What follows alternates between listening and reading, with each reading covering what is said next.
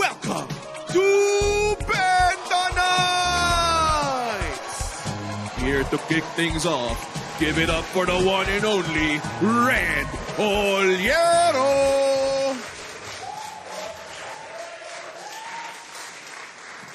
Stop it. Grabe. Sobrang intense eh. Thank you. Kamusta? Okay ba kayo? Man. Ako, sobrang okay ako, man. Kita mo naman, comedian, executive producer. And gusto ko lang pagyabang, nag-sign na po ako sa Star Magic. Yes, alam ko yung mga inisip niya, parang, uy, di ba, underground, indie artist ka, di ba? Ano nangyari? Wala, pare. Kailangan ko mag-artista, pare. Yun yung next step, kasi gusto ko maging senador. Anong gagawin ko? Mag-aaral akong law? No, tanga. May mas madali at mas efficient na paraan. At yun ay maging action star. Ako. Sobrang sikat ko na... Ang daming pumupuri sa akin, nakakailang. Ano mo yun, nag-gets ba yun? Like, minsan pag kino-compliment kayo masyado, parang nakakadiri na, di ba? Minsan meron sobrang fanatic, pare, tinawag ako, pare, ikaw yung GOAT. Ikaw yung GOAT ng Pinoy stand-up. Ginanon ako. Nakaka-awkward. Kasi hindi ako sanay na matawag ng ganong animal eh.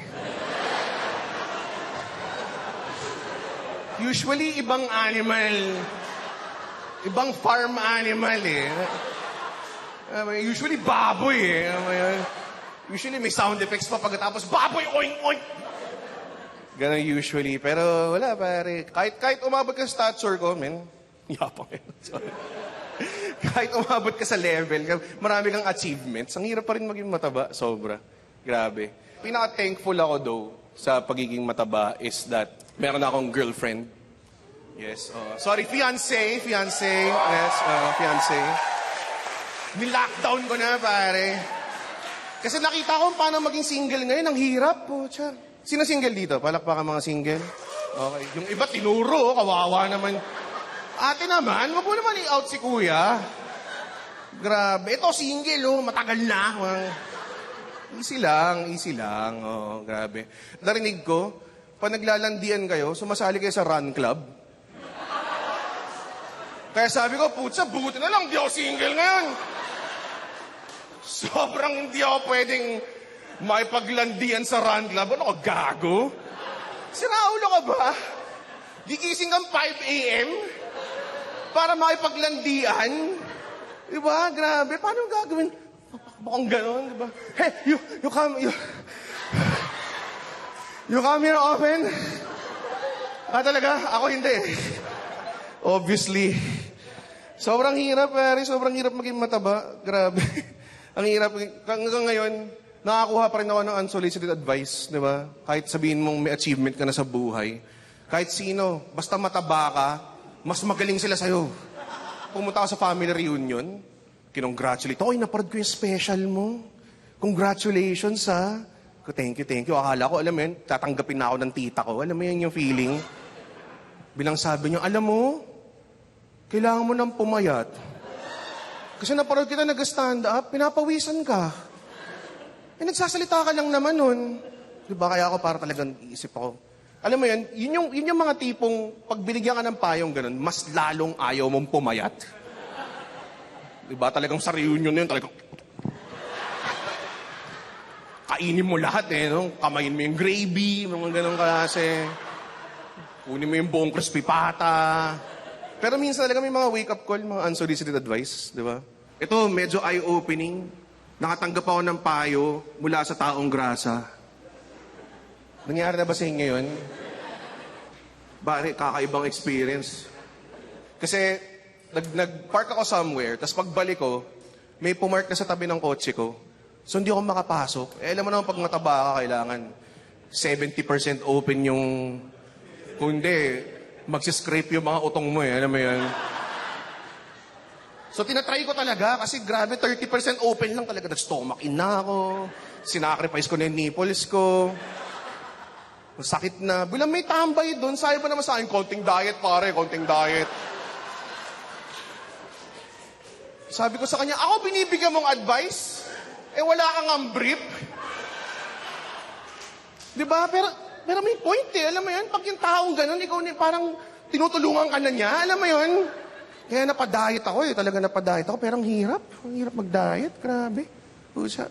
Magte-treadmill ka. Tinatry ko yung ginagawa ngayon sa trend na mag-treadmill ka lang tapos maglalakad ka lang sa treadmill. Diba? Sabi niya, incline mo lang, tapos 45 minutes, tumakbo ka, maglakad ka, parang ganun, di ba? Alam mo ang hassle dun, pawis na pawis ka, hirap na hirap ka, pero hindi mo mahirap yung ginagawa mo. So pag nakita ka ng mga ibang tao sa gym, mukha ka lang talagang ultra baboy, eh, alam mo yun? Pag nakita ka ng mga tao, nahirapan ba siya? Naglalakad lang siya sa treadmill? Hindi, kanina pa ako nandito! Sasakalap dun kasi minsan, tinatagalan ko talaga 1 hour and 30 minutes. So, tapos makita mo sa machine, calories burned. Hindi nakaka-inspire eh. 1 hour and 30 minutes, calories burned, 96. Putya! 2 Oreo lang yan eh. Isipin mo yung pinaghirapan mong gano'ng mga alwaki dede mo. Nakita ng mga kaibigan mo. Binibigyan ko, pare, kaya mo yan. One step at a time. Ginaganong kang ganon. Mga taong walang kwenta, di ba? Binibigyan ka ng payo, di ba? Tapos bila na lang, uubusin mo lang ng tok-tok, ganun lang, oh. 2 Oreo lang, oh, hindi pa double stuff. Alam mo yun? Ubus na. Di ba? Wala na, di ba? Parang ang daming wake-up call talaga, kaya inaano ko na. Talagang tinatry ko talaga. Nag-lose ako 12 pounds actually recently, yes. Yes. Thank you. Yung 4 pounds ng tae ko, kaya nag-uwiin ako every time pagkatapos kong tumae, yes. Grabe. Pwede ako maging featherweight champion bigla.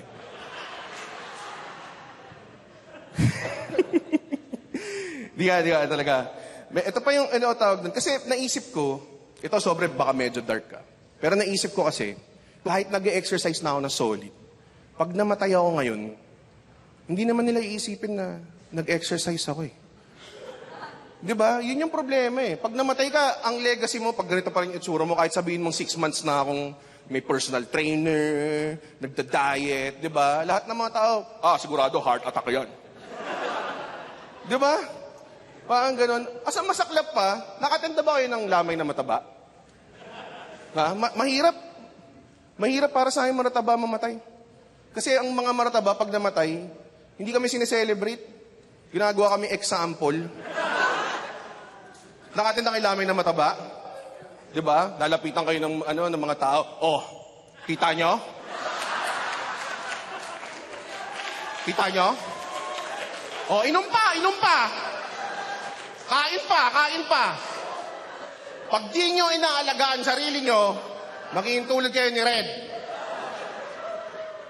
Kaya inisip ko, pag namatay ako, mag-hire ako ng someone na tatabi sa kabaong ko. Kasi i-explain lang niya na nag-exercise ako. Kasi hindi halata eh. Ngayon hindi halata at all. So para may tao lang doon na parang pag may sumilip na ganyan, parang siguro, diabetes, no?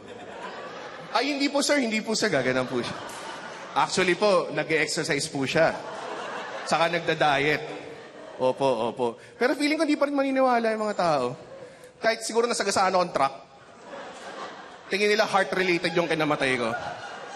Hindi, tingin ko kasi, tagal na yun na rin. Matakaw yan eh, hindi inaalagaan sa niya. Ay, actually po, ano po yan, magaling po mag-exercise yan. Opo. Siguro, puso niya, mahina na, no? Hindi po. Actually po, hindi po heart-related, nasagasaan po siya ng truck. O, tiga mo? Kung matagal-tagal na siya nag-exercise, di sana mas mabilis siya.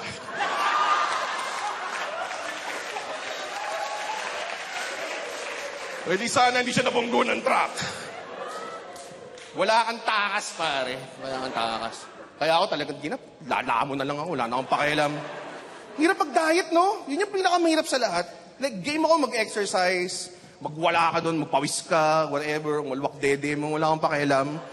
Diba? Tumakbo ka, sige, masakit. Pero yung diet, hirap. Grabe, minsan, alam mo yung mga style ko sa diet, pag talagang hindi na ako pwedeng kumain, lagpas na yung calories ko, nag-window shopping na lang ako sa Grab. Ginagawa niyo rin ba yun? May promo. 24 chicken? Wow. Ano oras na ba? Pag 12 midnight, may bago na akong calories.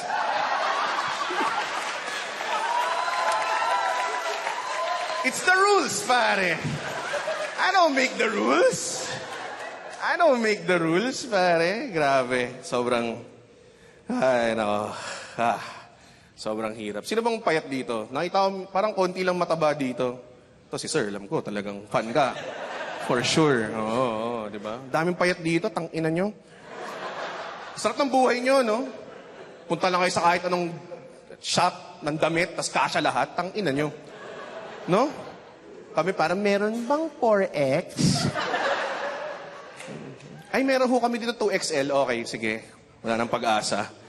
I guess magka-crop top na lang ako.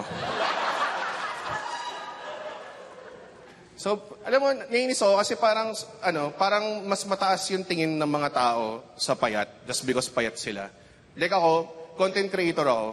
Pero pag nagbibigay ako ng payo, walang naniniwala sa akin. May achievement naman ako sa buhay, may narating naman ako. Walang naniniwala, pero pag may tao na may abs, tumatakbo lang, di ba? Talagang, oh my God, you're my fitspiration. Parati silang nananalo, di ba? Pero para sa akin, mas malupit ang mataba eh. So, di ba? Talaga, sino mataba dito? Palakpakan, mga mataba. Maging proud kayo!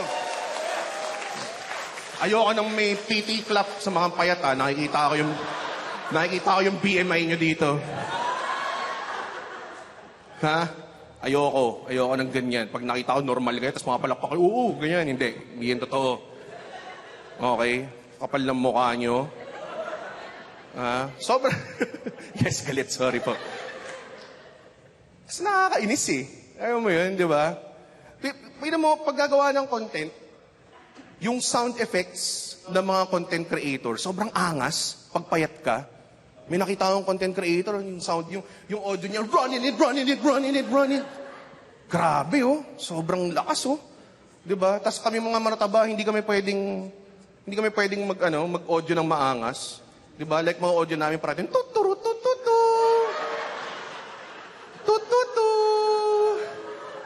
Diba? Kainis. Tapos grabe pag nag-voice over sila, diba? I woke up Monday, I wasn't feeling like it. But I still went to the gym. You don't work out because you want it. You work out because you have to. Happy Monday. Tapos pinaparad mo yung habang tumatae ka, parang... Mid-echas pa lang ako, kailangan tumakbo. Happy Monday. Pag matabang content creator, hindi namin pwedeng gawin yung ganong klaseng audio, di ba? Ang voice over lang namin. Andito kami ngayon sa bagong restaurant sa Tomas Morato. Grabe dito. $4.59 lang. Only steak na, only tempura pa. Tara na mga kamamshi. Diba? Pero talaga, ang end-all, be-all ng argument ko kung bakit mas malupit ang mataba kaysa payat, mga walang kwenta kayo, mga takot. Kaya nagpapayat naman, takot kayo sa reality na mamamatay kayo. Kami hindi, pare, talagang. We face it, pare. We face reality, pare. Ganun kaming mga martaba, pare. Di ba? Alam mo, kung single ka, tapos hindi ka pa nagde-date ng mataba, try mo lang. Try mo, yung next mo i-date mataba. Pare, paglalaban namin kayo. Kaming marataba, basta may gusto kami, gagawin namin kahit anong mangyari. Like minsan mag-crave ka ng crispy pata, 3 a.m. na, manhid na yung kaliwa mong kamay. O-order ka pa rin eh, alam mo yun? O-order ka pa rin ng crispy pata eh. Pero ito yung pinakamalupit na example talaga. Kaming marataba, pag nakita mo, diba? Pag may gusto kami, talagang commit kami until the end. Ang example ito, nakita ka na ba ng mataba na napaso sa kinakain niya? Niluwa ba namin yun? Diba? O ginawa namin yung sarap, kaya. May isang luha, bababa dito. Pero ito talaga yung ultimate reason. Okay, baka hindi pa kayo convinced. Lalo na ladies. Okay? Date a fat man, pare. Kasi kami marataba, sobrang galing namin kumain. Okay, may isang nakagets. Okay. Ulitin ko sobrang galing namin kumain. Ha? Doon nga lang nakakita ko makain ng puke na may extra rice. Nyam, nyam, nyam, nyam, nyam. Ow. Ow. Anyways, thank you so much, guys. And now, your next comedian, make some noise for Ray Mamuan!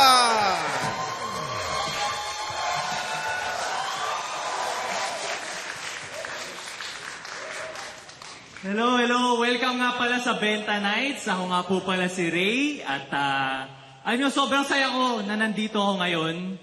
Pero aminin ko sa inyo, malungkot talaga ako. Malungkot ako kasi na-realize ko, hindi pala ako matalino as a person. Totoo. Naalala ko sa yung first time ko pumunta sa Starbucks. Sobrang excited ko. Umorder ako English. Sabi ko doon sa barista, sabi ko, Miss, what's your bestseller here? Gano'n ako. Sabi niya, Amerikano? Sabi ko, no. Filipino. Hindi talaga ako matalino. Promise. Alam niyo, nag-prepare nga ako ng mga impressions para sa inyo. Gusto niyo ba impression? Para naman, kung gusto niyo na impression. Okay? Ito ang aking unang impression. Game ko maangas na Jesus Christ. Okay? Ito ang aking unang impression, maangas na Jesus Christ. Okay, game.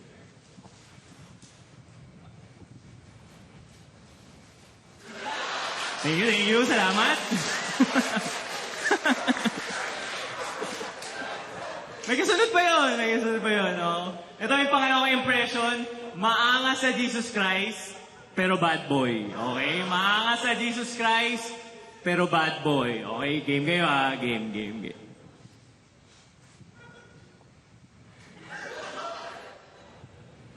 Thank you, guys. That's my shot, guys! Pero hindi talaga ako matalino, no? Kapag hindi ka matalino, minsan may mga embarrassing moments in life. Ito, share ko yung akin. Alam nyo, recently, may nakadate akong babae. Tapos alam nyo yung sobrang intimate na ng usapan namin. Sobrang intimate na. Alam mo yung sabi sa akin ng babae? Sabi niya, Ray, sa'yo ko lang to sasabihin, ha? Pero mahilig talaga ako sa BDSM. Kinilig ako. Sabi ko, BDSM? Alam mo, gusto ko rin itry yan. Buddhism?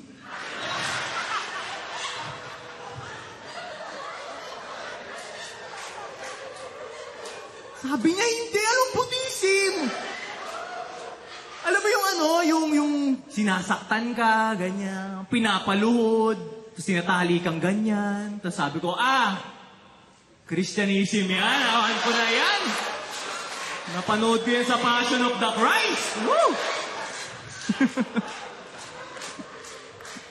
Hindi talaga ako matalino, no? Feeling ko, yun nga yung reason kung ba't ako nabully nung high school. Totoo, nabully ako nung high school. Meron akong kaklase, lagi niya akong tinatawag na nerd. Tuwing umaga, nerd. Isang beses nagalit na ako eh. Alam niyo yung ginawa ko? Niyaya ko siya ng sapakan. Totoo. Sabi ko sa kanya, ano ba problema mo? Gusto ko magsapakan na lang tayo, no? Tapos pumayag siya. Nagkamali ako. Pero wala na eh. Nasabi ko na eh. Alam mo sabi sa akin ng bully? Niyaya mo ko ng sapakan. Sige, magkita tayo bukas 1 p.m. sa basketball court. Maghanda ka.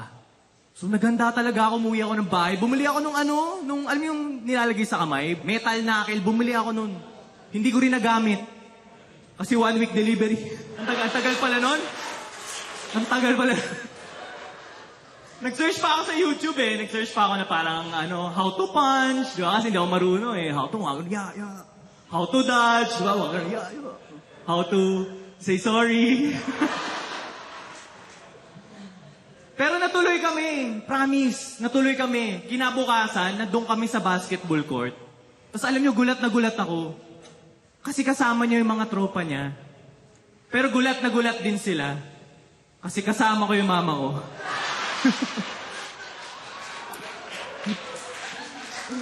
So, ayun. Nabugbog si mama. Nag-auto na siya. Gano'n lang kayo. Gano'n lang ako eh. No. Pero alam nyo, kahit na hindi maganda yung childhood ko, tinatry ko naman maging mabuting tao. No? Alam nyo, recently, nag-rescue pala ako ng pusa, ng 2 kitten. Nakita ko sila sa daan, tapos kinuha ko.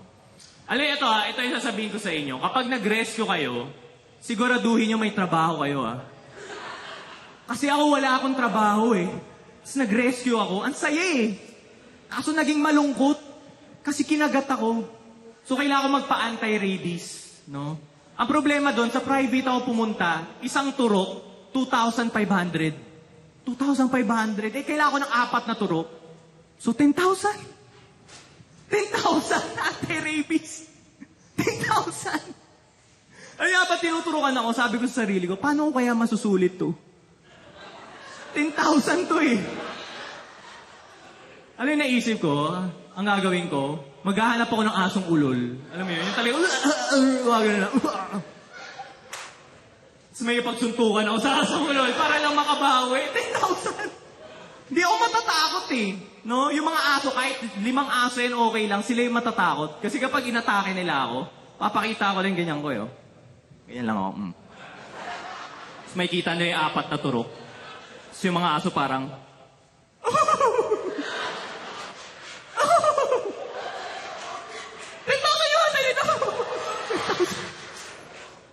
Ito, alam nyo ba, mayroong side effects yung anti-rabies. Alam nyo ba yon? May side effects yung anti-rabies. Ito yung side effects niya. Mababawasan ka ng 10,000! 10,000! Anti-rabies! 10,000 yun? Kawawa ako kasi hindi lang 10,000 yung ginastos ko Kasi kailangan ko pa siya ipa-vet. Dinala ko sa vet yung mga pusa ko. First time ko pumunta sa vet. Kapag first time mo pumunta pala, sobrang nakakahiya. Kasi ang dami kong tanong na hindi maintindihan nung doktor. Sabi ko dun sa doktor, Sir, ano pong magandang iturok sa mga pusa ko na vaccine? Sabi niya, 5+1. Tapos ako, 6?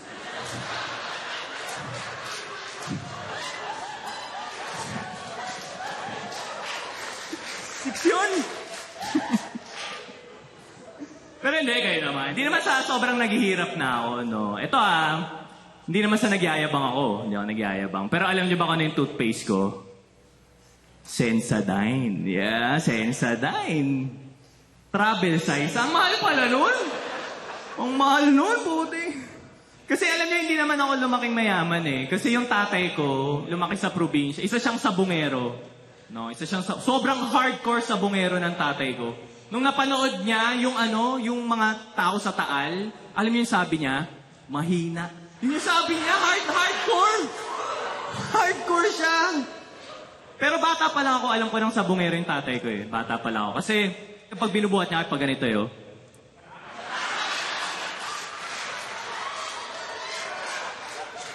wala kaming stroller, ginaganyan lang kami. Nahagi siya kami gano'n. Taga-probinsya yung tatay ko, kaya siya sabungero. Taga-Cagayan siya. Alam niyo ba sa Cagayan, meron silang alak na iniinom na may ahas sa loob. Nakita yung ganon? May ahas sa loob. Yun yung iniinom ng tatay ko. Hindi ko gets na bakit niya iniinom yun. Tinanong ko siya Sabi ko pa, bakit mo iniinom yan alak? May ahas sa loob. Sabi niya, anak, para makuha mo yung lakas ng ahas. Totoo. Kasi isang gabi, nakita ko yung tatay ko, lasing na lasing. Biglang tumayo. Gumaganito. Gumaganito. Nang catcall pa Sabi niya, oy, miss! Ahas na! Ahas yun! Pero love ko yung tatay ko. Kasi growing up, ang dami niya sa akin binigay na tips. Totoo, ang dami niyang binigay na tips sa akin. Ito, i-share ko sa inyo isa sa mga binigay niya. Sabi niya, kapag nasa CR ka daw, public CR, tapos, alam niyo, wala ka ng tubig, walang bidet, walang kahit na gamitin ko daw yung medyas ko. No, ginawa niyo ba yun? Gamitin ko rin yung medyas ko. Ginawa ko yun. Isang beses ginamit ko yung medyas ko. Pero galit na galit ako. Kasi ang hirap pala ipasok sa medyas. Nung tae. Ang hirap pala. Hindi. Sorry, hindi kaya ng isang kamay talaga Galit na galit ako nun kasi yung suot ko nun, pootsocks. Ang liit! Ang liit pala ng pootsocks! Pero ito minsan kapag sobrang desperado na ako sa CR, minsan talaga kinakatok ko yung kabilang cubicle. Kinakatok ko talaga, parang ginagato siya, parang, sir, may tissue kayo dyan. Wala eh. Medyas. Diba meron ka medyas? Putsaksin! Putsaksin! Nabi. Pero isa lang yung isa lang yung ayaw ko sa tatay ko actually. Gusto niya na akong pumunta sa ibang bansa. Kasi sabi niya wala daw future dito. Pero ako parang hindi naman totoo yun. No? Meron naman. Isa lang yung problema naman ng mga Pilipino eh. Isa lang yung problema nila, masama tayo sa mga babae. Totoo yan, masama tayo. Kasi Pilipino lang ang gumagamit ng salitang hipon. Di ba? Ano niyo yung hipon? Kapag maganda yung katawan, pangit itsura, hipon daw yun. Unfair eh. Kapag babae, maganda yung katawan, pangit itsura, hipon. Pero kapag yung lalaki, maganda yung katawan, pangit itsura, ang tawag natin? Bodybuilder. Diba? Sama eh! Hindi yung kasama, hindi ito ako meron man ha. Saka yung bouncer ata sa labas. Yan, ang laki nun eh, di ba? Hindi kasama yan. Ang sama nung nagsabi ng pangit, no? Grabe yun. Grabe yun. Bodybuilder siguro yun, no?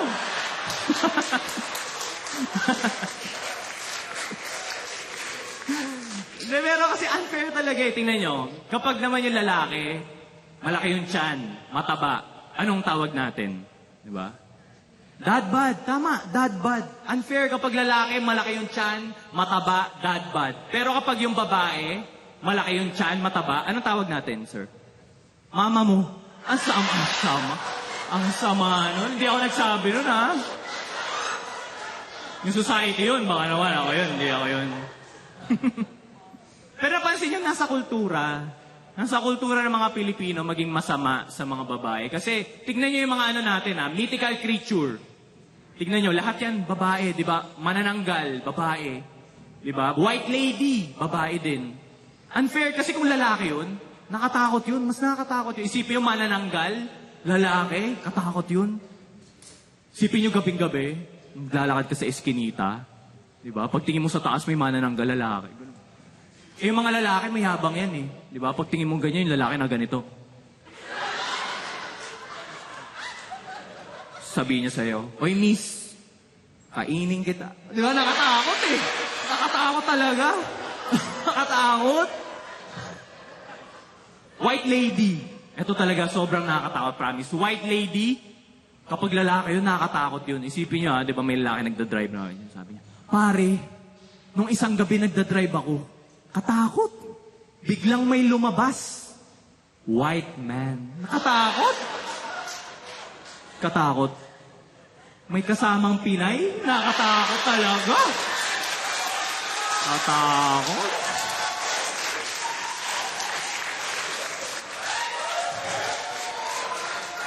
Di na talaga ako dadaan sa poblasyon. Ang dami talaga. Kahit dito sa Makati. Ang dami. No. Pero yun, yung tatay ko sobrang yan eh. Alam mo, isa lang din yung problema ko sa tatay. Hindi niya tinuruan ng sex education. Totoo. Growing up, alam mo yun, ako lang, sarili ko lang, di ba? Paglaki, sex. Ganun lang ako, di ba? Hindi niya ako tinuruan. Ang weird na walang sex education sa Pilipinas, di ba? Ang weird. Kasi tayo mga Pilipino, pag nakipag-sex tayo, ang hot eh. Di ba? Ang hot. Kasi English gamit natin, di ba? Pag nakipag-sex tayo, di ba? Ano sinasabi natin? Sir, sige. Ano sinasabi natin? Ano ba siya, girlfriend? Anak, oh? Pwede pa rin, kayo nga. Kayo na.